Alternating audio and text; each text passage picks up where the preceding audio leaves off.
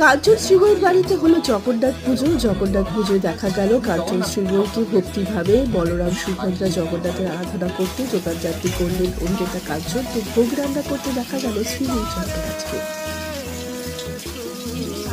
খিচুড়ি, তরকারি, 5 রকমের ভাজা, লুচি, ছোলার ডাল, পায়েস এবং আরো অনেক কিছুই রান্না করলেন অভিনেত্রী শ্রীবই চন্দ্ররাজ।